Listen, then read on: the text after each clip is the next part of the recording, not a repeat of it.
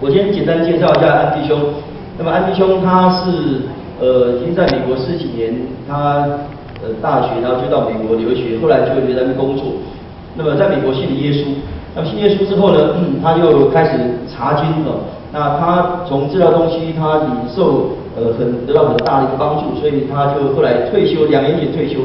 现在呢，他是在这个机构里面当志工当志工，然后就成为一个大使，然后就到处去推广。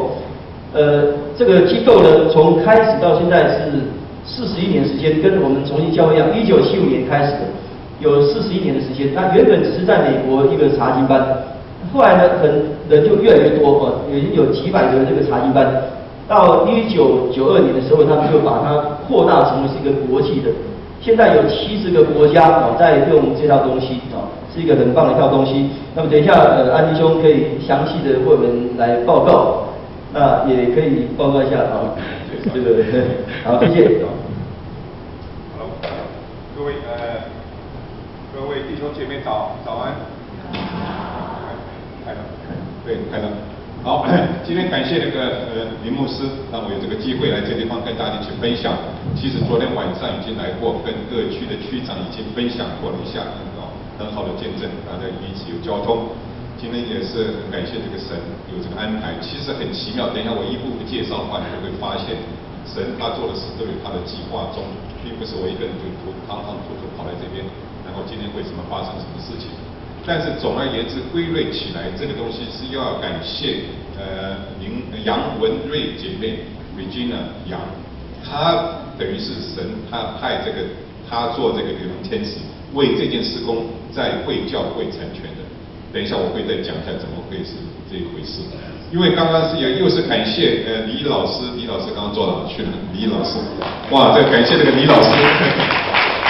这个时间又是配得很好。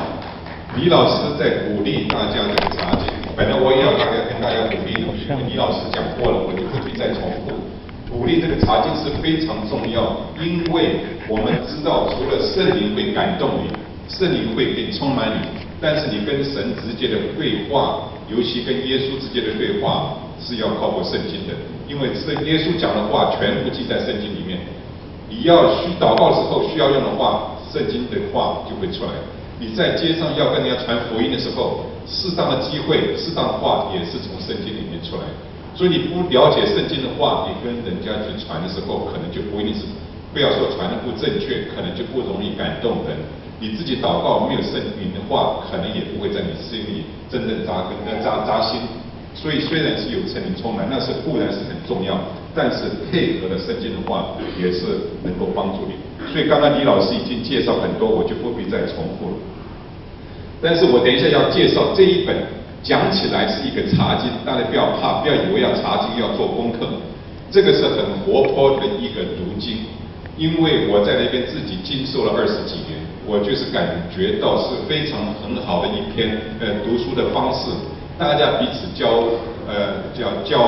往的方式，所以我就是很愿意把它带回到台湾来跟大家一起分享，希望能够透过这个东西，不是感觉到要做功课那种读经，而是感觉到是一种享受。因为你是有很多功课固然要做，但是功课做完以后，你可以跟大家一起分享，你可以去听人家的看法是怎么样，所以是一个很活泼的读经方式。不要听到就是因为查经要做功课就可怕。不过在介绍这个之前，我稍微介绍一下，我等于自己做一个见证。我自己信主，刚刚林牧师讲，我个人信主是信的比较晚，才20几年，所以我是信主以后，我就是感到很后悔，我没有在基督教家庭长大，我没有早一点接受福音，我就损失到很多，我的一生的2/3的时间都不在主内，所以我是感觉到今天大家在座的都很幸福，那么年纪轻的时候都能够认识主，来享受主的甘甜。我自己是在台湾读书，在成功大学读工程的，读完书以后呢，就当完兵以后就到美国去留学，我到宾州大学去，宾州的一个里海大学去念书。念完书的时候，在念书的时候，我一个女朋友也是在台湾当兵的时候，她的姑妈介绍我们2位认识的。长话短说，我们那时候没有什么交往，但是她读完书以后，我也鼓励到她到美国来留学，所以他也就先到别的学校，伊利诺州大学的学校，然后最后也转到宾州那个学校来。所以他转过来以后呢，因为他是很虔诚的基督徒，他当初他成为基督徒也是因为他姐姐在台大读书的时候，校园团契带领他信主，然后他把这个好的福音带回到他家里。那时候他还小，因为他跟他姐姐差18岁，他姐姐回来的时候他还是小学，所以他也跟着去。但是他自己信主呢，也是在他读台大的时候，也是学园传道会带领他去信主的。所以他是很虔诚的一个基督徒。他到宾州来以后，我们同学就会讲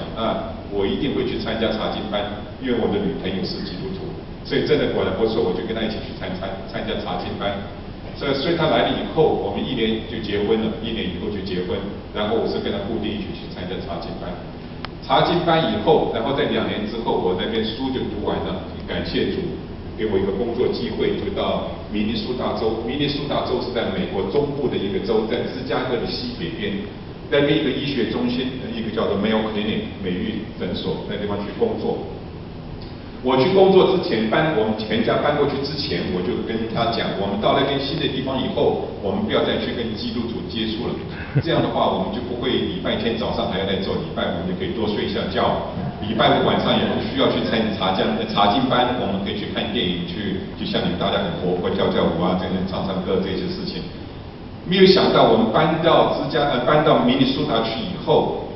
第一个礼拜就有人介绍，因为那时候这个小地方，中国家庭不多，在我们医院工作的大概只有4、5家这样子，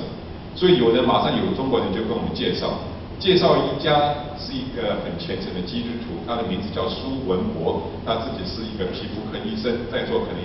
有人晓得也不晓得，他自己是台南长大的。因为他家兄弟姐妹7个人6个人都是做传道的工作，有那个苏文龙、苏文峰，他们做了很多的文字工作的。所以呢，他就是带了我以后，就见到我以后，第一句话就问我们：你们2位是不是基督徒？然后我太太就说她是基督徒，我说我不是，但是她说没有关系，我们这边有中文查经班，欢迎你们来参加。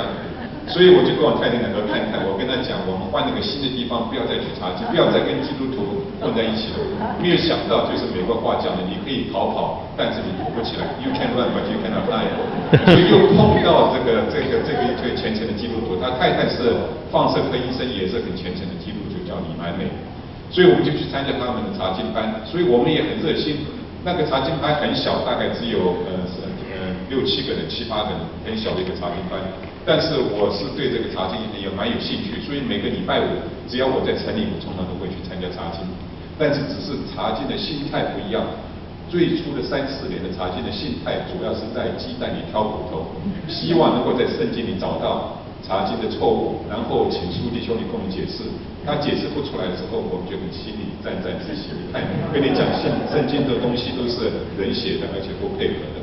然后这几年查了以后，3、4年以后，大概能够挑的骨头也就挑完了，也没有什么骨头好挑了，所以也没有那么新鲜了。所以不过在这个同时的话，这个教会的朋友，同时我们是参加美国教会的朋友也都为我祷告，就是祷告。然后我自己心中大概也没有什么太推拒，我也知道这个圣经大部分是好的，这个差不多挑骨头挑不完的话也就没有了。同时呢，我读了一些关于圣经的书籍，所以我也知道圣经大概是多半是正确的。所以我那时候就是认为，圣经如果是正确的话，我就不能当儿戏，不能当挑骨的这种姿态再去查圣经了。但是我心里虽然有一点相信，但是嘴里没有承认。可能那时候就是跟他们分享，我大概还是自己的骄傲，自己不够谦虚，因为我还是读书人。如果我是相信圣经的话，等于我就跟我太太屈服了，他就赢了，所以我大概也就没有这样信。可是问题这个不好的话，这么一拖就拖了20年。直到20年的是一个夏令会，我们那地方是虽然很小的一个查经班，后来渐渐成长变成40、50个人，但是还是很小。虽然我们是很小的一个查经班，但是很蒙神的祝福，很多有名的传道家，在美国的，在台湾的，包括寇世远弟兄，你们大家也听过，他也到我们那边去传过道，讲过2次书讲。但是那一年1991年，那一年是讲到了是一个医生，他自己是在美国纽约州立大学、美国私立大学的麻醉科医生。他自己上台就讲，他说我是纽约市立大学很有名的麻醉科医生，很多人到市立医院来开刀，是因为我麻醉基础好，所以来这边开刀。但是我现在是60岁了，我要退休了，我要提早退休，因为如果我继续在医院里面做的话，我每天只能救5个人到6个人，最多7个人。但是全世界上要被拯救的人太多了，我没有办法再等了。所以他60岁的时候就自己退休，然后就是开始到各地传福音。所以他当时一个是灵魂上的拯救，一个是身体上的拯救。所以那一年他到我们那边做那个布道的工作，然后呢，我就是那一年我是在我们查经班是做管账的，我就是负责开支票给他车马费，给他一些讲演费，所以我就开给他一张支票。然后呢，礼拜6早上他特别邀请我跟他一起吃早饭，因为他要跟我问一些问题，他知道我还不是主类弟兄，有什么问题可以分享。等到吃到早饭以后，他就把我昨天给他那张支票还给我了。同时，他把他自己支票本拿出来，又开了一张500块的支票给了我。他说我并不是很有钱，但是你们这个小的查经班在这方面的需要可能比我多。所以那时我真的很感动，一个有名的一个麻醉科医生，放弃到他很有名的职业，而且自己出来传福音，自己掏腰包。所以那时候我就说我没有理由再推诿，因为这个基督教是一个是教或者是一个关系，它能够改变一个人生。那么改变的话，我应该要改变我的人生，所以我就决定那一年就信主了。然后隔年的时候，1992年的时候受洗。所以这个我个人信主是这么来的。我1992年信主以后呢，有一次在一个医院会上，就受洗不久，坐在我们旁边一对夫妇 ，Dr and Mrs John Woods， 他是很有名的一个整形外科医生，他在我们医院工作，但是他自己从小是在天津长大的，因为他的爸爸妈妈在天津做传教士，他高中毕业以后才到美国去读医学院，然后再变成一个有名的医生。他呢就问我们，他会讲中国话，所以他就是常常跟我们搭讪这样。那天正好坐在我们旁边，他问我太太：“你们最近好吗？”我太太说：“好啊。”然后他就跟他讲，他这个小子，他就指我，他现在也是基督徒了。哇，他很高兴，因为他也常常为我祷告，他是很虔诚的基督徒，所以他就是既然你是基督徒了，邀请你去参加他带领的一个查经班。这个查经班就是我要介绍的这个查经班，因为他把这个查经的资料以及查经的方式，等一下我要强调。这个资料固然很重要，方式也很重要。从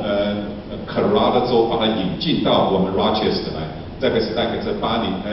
年代年初的时候，可能80年代年后的时候引进来。所以他说你们来欢迎我们去参加他那个读经班、查经班。我太太就说既然我们信了，我们就去参加，这样的话可以了解一下美国人他们对圣经的看法，美国人他们不同的文化背景对圣经接受有什么看法，也是不错的。所以我们2个就去参加了。才参加以后，才读了1个月，还不到2个月的时候，我跟我太太2个人都发现这个查经的方式，这个查经的教材实在是太理想，实在是太活泼，而且是非常系统性的。所以我们2个就认为这个是很好的一套查经的方式，我们应该把它带回到台湾来，跟我们主位弟兄姐妹们一起分享，不但可以造就他们的灵性，更可以透过这个东西去造就吸引一些布道友，因为他查经的方式很活泼，可以吸引一些布道友一起来参加。所以我们就一直为这种事件放在心上，为这件事情祷告。所以这个同时呢，这个查经的方式在1995年的时候，他就开始往世界各地推广，因为他在美国做得很成功，他们认为这是很好的一套，为什么不让全世界人都可以享受？所以我们每天为全世界一个不同的国家祷告。祷告了，开始的时候我们就注意到，在祷告的时候，日本、韩国、菲律宾、香港，沿太平洋这个地区的国家都有，就是台湾没有。所以太太跟我2个就常常就讲这个一定是神留给我们2个人的工作。祷告了20年，还是发现台湾都没有，后来甚至于中国大陆都有了，就是台湾没有。所以我说我们2个应该好好为这件事情祷告，可能我就是要为这工作。2008年的时候，那时候我本来就打算，因为我62岁可以退休了。我就打算退休，然后我们就回来开始做这个工作。后来呢，正好是2008年，神有他的旨意，我也不很清楚。是2009年的时候，我的大女儿在纽约生了我的第1个孙子，我太太就过去帮忙坐月子，中国人都晓得要坐月子。所以帮忙坐月子期间，做完1个月的月子以后，他就回到 Rochester 来，然后他才告诉我，他坐月子期间其实他的肠胃不舒服，他肠胃不舒服以后，我就马上请我这个医院的肠胃科的医生朋友，我跟他讲，我说太太肠胃不舒服，他说好，没有关系，你过来，他马上就帮他做胃镜，就检查。后来胃镜检查的时候都还好，就是一个溃疡，所以他就取了一个样品，就把那个溃疡送到了病理室 pathology， 他说2-3天以后结果应该会出来，所以他就打电话告诉我这个事情。然后呢，第2天早上我去上班，他7点半说那位医生就自己到我办公室来，他说结果今天早上他看了已经出来了，但是他说结果不好，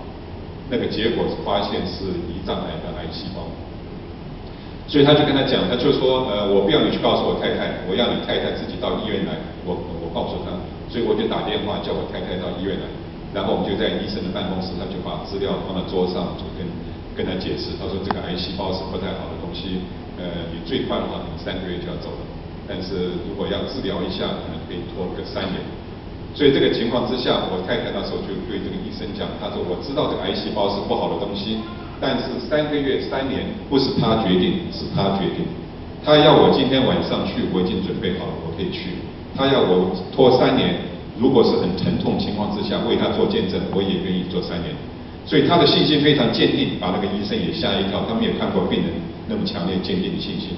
所以长话短说，一拖这个神没有给我们3年，那3个月也没有给我们3年，神给了我们9个月。但是在这个9个月期间非常重要，因为这个9个月期间，我有2个女儿，她们都在纽约，一个在纽约市，一个在纽约州。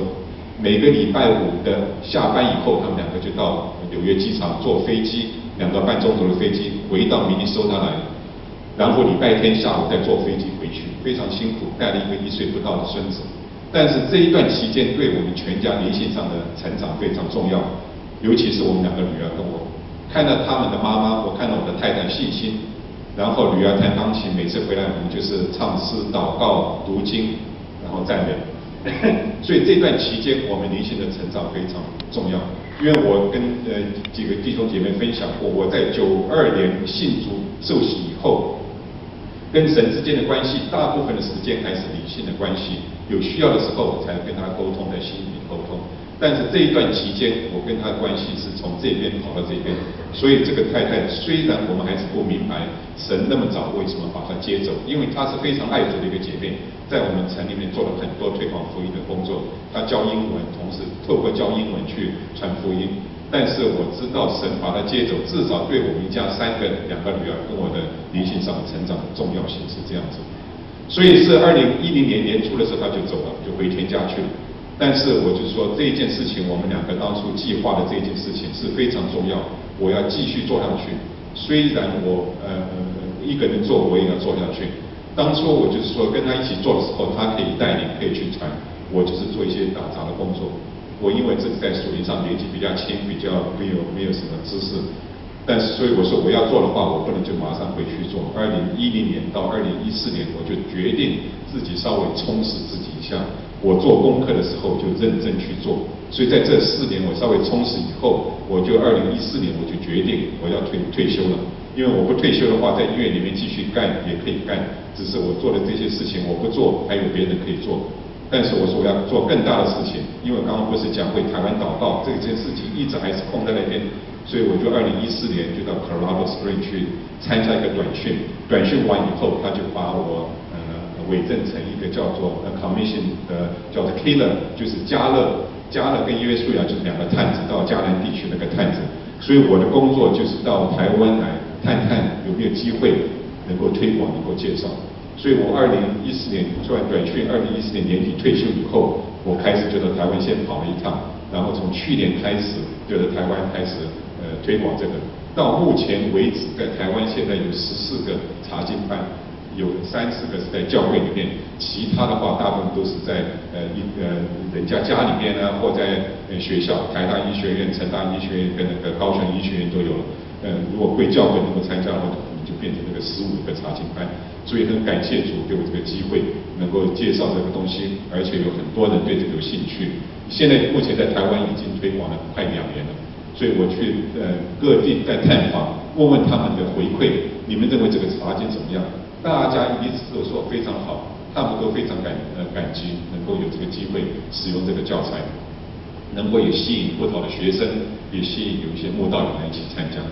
所以这个是这么一个回事。所以我今天感谢到这个教长来介绍这个，然后跟李老师在推广这个读经，然后他有写了很多，然后在这个配合之下，时间正好也很配合。如果大家可以先至少从明年开始可以试验一下这个，如果好的话继续下去，如果不好的话要麻烦李老师继续再写就是。好，我就简单介绍一下这个教材。这个教材，这个公司，这个不是公司，这个组织，它是1975年，当然就是林牧师讲的，跟贵教会当初成立教会的时间是一样的。1975年的时候，是一群妇女在华盛顿，就是美国那个首都那个华盛顿的地方，一些妇女对查经很有兴趣，他们聚集在一起查经，然后他们自己写教材，写一些问题，就像李老师写的问题，他们大家可以发问。要不然你读了一个圣经以后，我常常就是讲，每个礼拜我们来做主日崇拜，赞美神是固然重要，就听牧师的讲道，最后其实受益最多的是谁？不是我们，是牧师最多。因为牧师要准备这个讲稿，他要把这一段经文读过，他自己消化过以后，他才跟大家一起分享。所以受益最多的是牧师。有些教会里面是传道，有些姐妹弟兄讲道，我常常讲完道以后，他们受益其实最多。所以这一步的查经的方式，其实就是希望你能够自己跟神沟通，自己去读经，在里面看到什么亮光，这样的话就在你身体里面自己可以去消化。所以这个话就是跟听到就不一样，听到只是坐在那边听，这个自己要思考。所以这个过程，这个查经，那是当初是一群妇女，她们查完以后，组织越来越大了，然后就到Colorado州成立这个组织，然后有人大家奉献，他们就有钱，就可以请那个神学家，请资深的牧师写问题、写注释，所以这个教材是这么样子来的。所以这个教材都非常丰富，而且非常生动。然后它的步骤呢有5个步骤，所以我讲固然是教材很重要，那个5个步骤是非常重要。我简单介绍一下，因为我昨天晚上跟你们区长都分享过，所以他们都知道。而且那个文瑞他自己亲自在美国参加过。我简单介绍一下哈，因为是去年年初他带着他2个儿子到New Jersey去读书的时候呢，他就被邀请去参加这个查经班。他去参加这个查经班以后，他要回国的时候，他就发现到这个是非常好的，所以他就写信到总部去问，在台湾有没有这个课程。总部就把信转给我，我就回他信，我说台湾目前在基隆没有，但是在台北有2个，台湾大学医学院有一个，跟台北高等法院有一个。我说你有兴趣的话可以去参加他们，但是他有2个小朋友来去也不方便，那我就鼓励他，我说那你就在基隆地方能不能再开办一个。所以他就接触到林牧师，然后就给我们这个机会。所以这个神是透过他把这个好的方式、这个好的礼物带到贵教会来。所以我简单介绍一下，这个